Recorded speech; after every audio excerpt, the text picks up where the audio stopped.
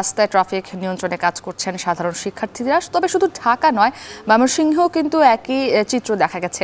সেই খবর জানাতে আমাদের সঙ্গে যুক্ত হয়েছেন সহকর্মীরা। রাজধানীর শাহবাগে আছেন রাব্বি হোসেন, এছাড়া ময়মনসিংহে আছেন সহকর্মী হারুনুর রশিদ। তবে শুরুতে আমরা রাব্বির কাছে যাব। রাব্বি, তৃতীয় দিনের মতো রাজধানীর সড়কে ট্রাফিক পুলিশ আসলে নেই দায়িত্বে, সেই জায়গায় শিক্ষার্থীরা কাজ করছেন। আজকের চিত্রটা কি দেখছেন একটু জানাবেন।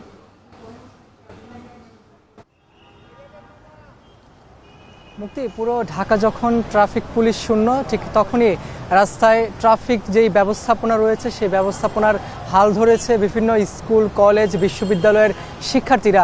পাশাপাশি তাদের সঙ্গে যুক্ত হয়েছে বিভিন্ন স্বেচ্ছাসেবক সংগঠনের সদস্যরাও। আমরা শাহবাগে এসেছি, এখানে দেখেছি যে কয়েকটি কলেজের শিক্ষার্থীরা এখানে এই ট্রাফিক ব্যবস্থাপনায় কাজ করছেন। তারা অত্যন্ত সুশৃঙ্খলভাবেই তাদেরকে আসলে সহযোগিতা করছেন এই ট্রাফিক শৃঙ্খলা বজায় রাখতে।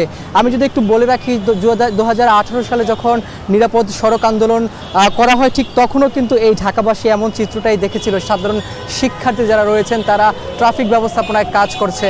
আমরা আসলে কয়েকজনের সঙ্গে কথা বলেছি যারা আসলে কাজ করছেন শিক্ষার্থীরা। তারা বলছেন যে এই যে বিনা পারিশ্রমিকে দেশের জন্য, দেশের মানুষের জন্য তারা আজকে এই ট্রাফিক ব্যবস্থাপনায় কাজ করছেন, তাদের কাছে এক ধরনের যে নানা রকমের অভিজ্ঞতা কিন্তু আজকে তারা হচ্ছে। তারা আসলে অভিজ্ঞতা ছাড়াই তারা আজকে এই ট্রাফিক ব্যবস্থাপনায় কাজ করছেন। প্রথম দিকে অনেকটা হিমশিম খেতে হয়েছিল, কারণ ট্রাফিকের যেই আইন কানুনগুলো রয়েছে সেই বিষয়গুলো যেহেতু তাদের অনভিজ্ঞ তারা, যার কারণে প্রথম দিকে হিমশিম খেলেও এখন তারা সাধারণ মানুষের সহযোগিতায়, নানা শ্রেণী পেশার মানুষের সহযোগিতায় আজকেও তারা আসলে এই ট্রাফিক ব্যবস্থাপনায় কাজ করছেন এবং অত্যন্ত সুশৃঙ্খলভাবেই তারা আসলে কাজ করছেন। এবং এখানে যারা আসলে যাত্রী রয়েছেন বা এই পরিবহন সংশ্লিষ্ট যারা রয়েছেন তাদের সঙ্গে আমরা আসলে কথা বলেছি। তারা বলছেন যে এই যে শিক্ষার্থীরা আজকে তারা আসলে এই ব্যবস্থাপনায় কাজ করছেন, এতে তারাও সন্তুষ্ট, কারণ তারা চেয়েছেন যে এই ঢাকা যে ট্রাফিক শূন্যতা তৈরি হয়েছিল, ট্রাফিক পুলিশ শূন্যতা, সেই শূন্যতাটা আসলে পূরণ করেছেন সাধারণ শিক্ষার্থীরা।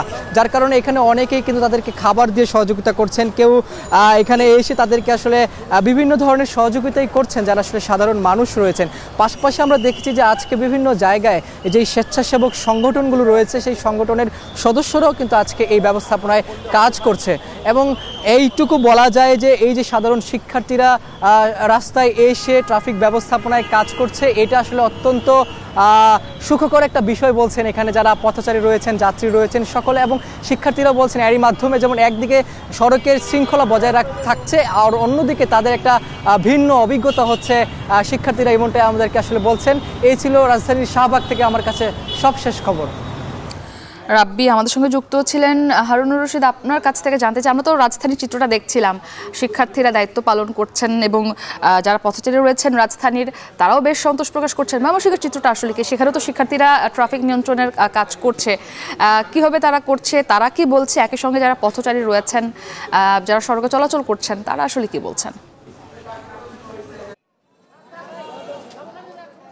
মিতু, আসলে সারা দেশের মতো ময়মনসিংহেও কিন্তু আজকে ট্রাফিকের কাজ করছে শিক্ষার্থীরা, স্বেচ্ছাসেবী সংগঠনের সদস্যরা, এবং তাদের সাথে কিন্তু আমরা ময়মনসিংহ নগরীর কিছু জায়গায় আনসার সদস্যদেরকেও কিন্তু আমরা কাজ করতে দেখছি। আমরা এখন যে জায়গাটিতে আছি এটি হচ্ছে ময়মনসিংহ নগরীর সবচেয়ে ব্যস্ততম এলাকা গাঙ্গিনার পার মোড়। এই মোড়টিতে কিন্তু এই কয়েকদিন আগেও আমরা দেখেছি যে প্রচুর জ্যাম সৃষ্টি হতো এবং এই যানজটের কারণে এই মোড়টি অতিক্রম করা কিন্তু মানুষজনের জন্য বেশ কষ্টসাধ্য ছিল।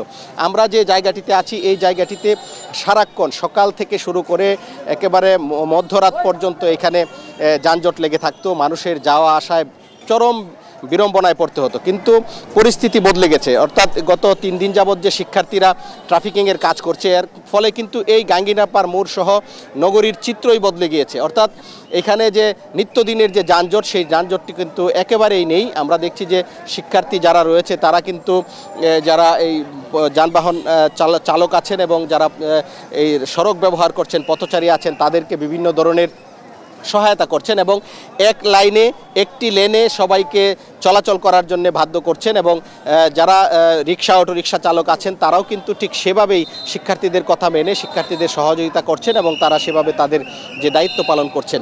এবং এটিকে সাধারণ মানুষও কিন্তু সাধুবাদ জানিয়েছেন, কারণ ট্রাফিক পুলিশ দায়িত্ব পালন না করার কারণে যে শূন্যতার তৈরি হয়েছিল সেই শূন্যতাটি কিন্তু পূরণ করেছে শিক্ষার্থীরা।